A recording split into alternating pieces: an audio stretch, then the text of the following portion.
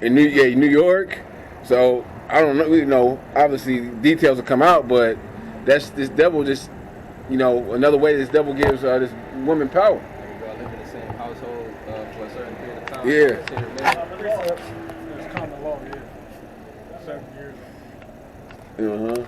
This is Esther 1:10.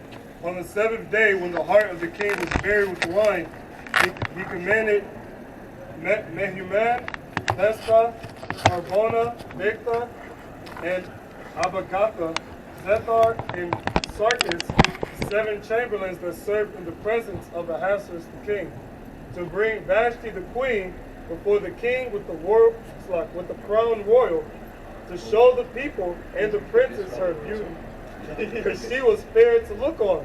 But the queen Vashti refused to come at the king's commandment by his chamberlains. Therefore was the king very wroth, and his anger burned in him. And the king said to the wise men, which knew the times, and so was the king's manner toward all that knew law and judgment. And the next unto him was Sarshina, Shethar, Admatha, Tarshish, Meres, Marsina, Memucan, the 7 princes of Persia and Media, which saw the king's face and which set the first in the kingdom. What shall we do unto the queen Vashti according to law, because she have not performed the commandment of the king Ahasuerus by the chamberlains? And if I can add real quick, so even the heathen had a law that they had to carry out when a woman got out of order, and this is a high, you know, this is a high occurrence. This isn't just a low-level woman that's walking the street. Right? It says that Memucan answered before the king and the princes, Vashti the queen hath not done wrong to the king only, but also to all the princes, and to all the people that are in all the provinces of the king Ahasuerus. So this is a problem. We need to fix this. Because Esau, the scripture said that he's done a diligent search. He knows exactly how women think. All right, that's why he sets up Megan Thee Stallion, Cardi B, Beyonce, so on and so forth. Because why? Women are highly impressionable. They're just like kids.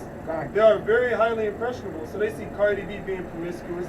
They see Kardashian, so on and so forth. So they want to do the same thing. It says, for this deed of the queen shall come abroad unto all women, so that they shall despise their husbands in their eyes.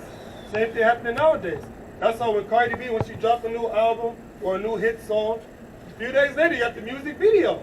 Then you see all the wickedness that she's doing. Then women watch that, and they want to repeat the same lifestyle. If I may say, that's straight up feminism.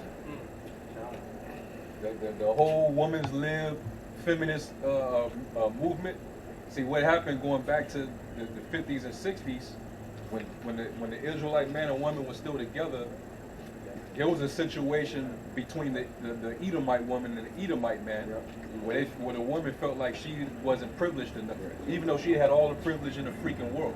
She was more privileged than any other women on the planet.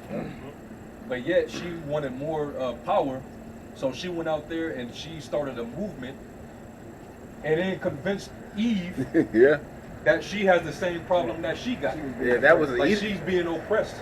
Like the way my husband is treating me, your husband is treating you the same way. Your husband is your oppressor just like mine is. Yeah.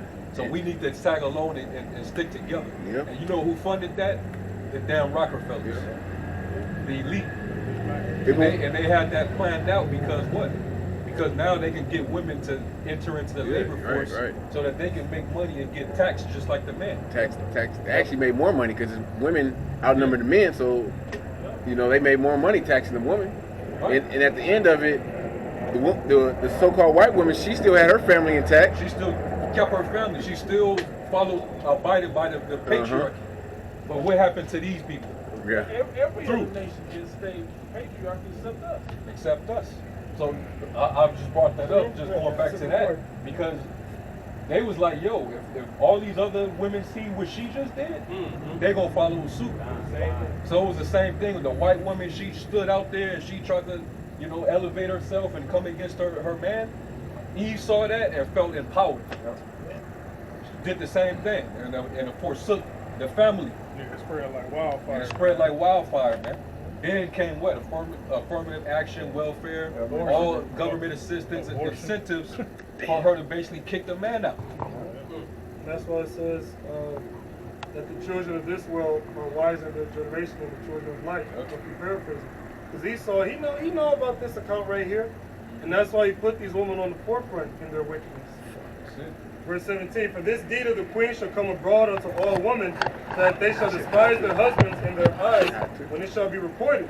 The king Ahasuerus commanded that to the queen to be brought in before him, but she came not. Likewise shall the ladies of Persia and Media say this day unto all the king's princes, which have heard of the deed of the queen, thus shall there arise too much contempt and wrath. If it please the king, let there go a royal commandment from him, and let it be written among the laws of the Persians and the Medes, that it be not altered, that Vashti come no more before King Ahasuerus, and let the king give a royal estate unto another that is better than she.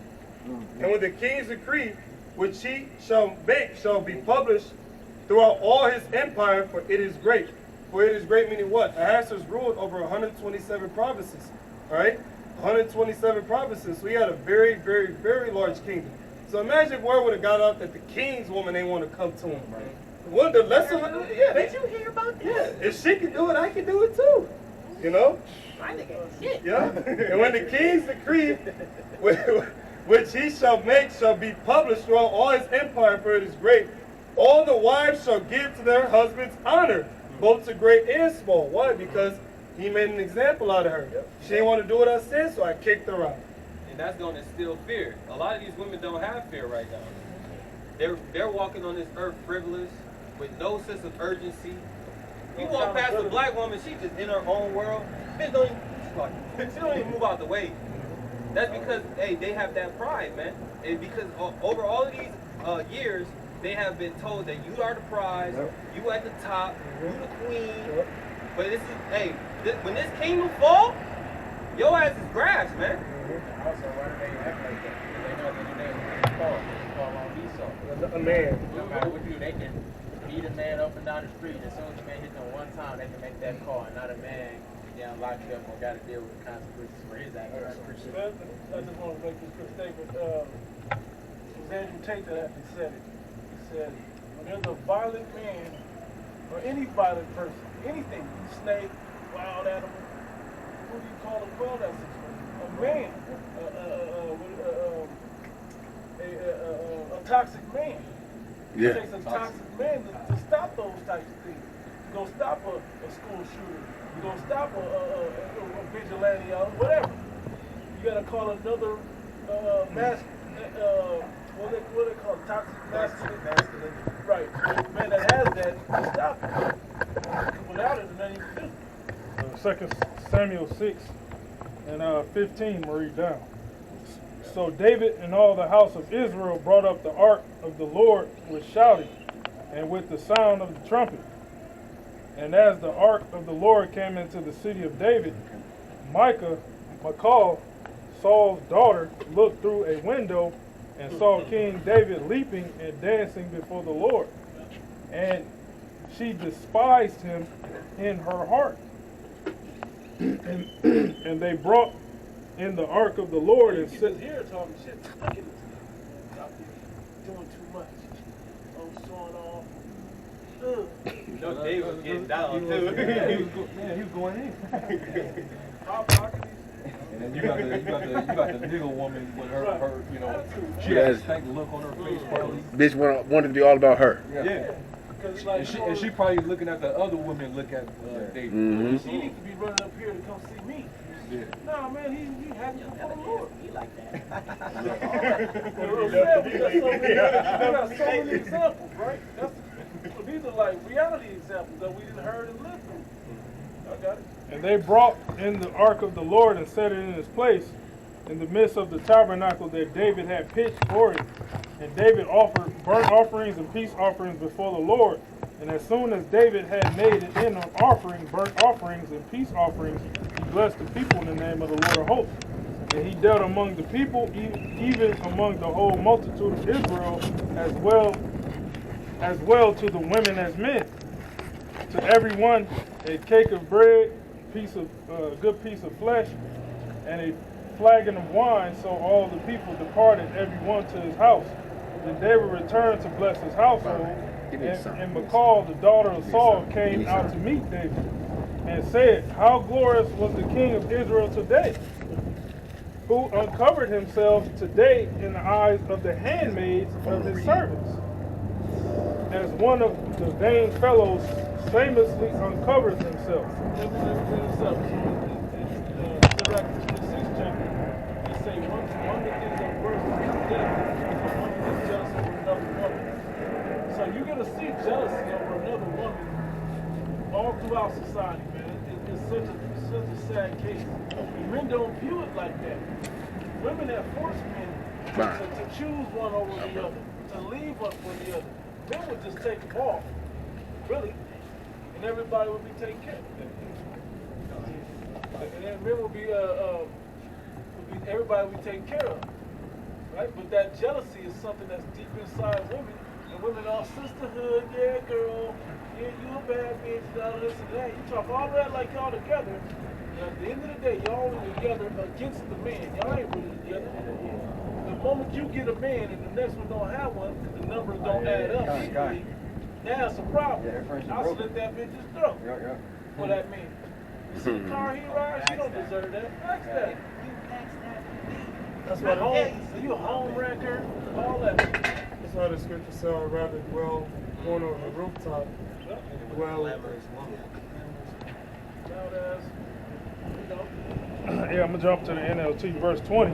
When David returned home to bless his own family, Michal, the daughter of Saul, came out to meet him. She said in disgust, How distinguished the king of Israel looked today, shamelessly exposing himself to the servant girls like any vulgar person might do. She was talking shit. Yeah, to the person. Oh. Disgust.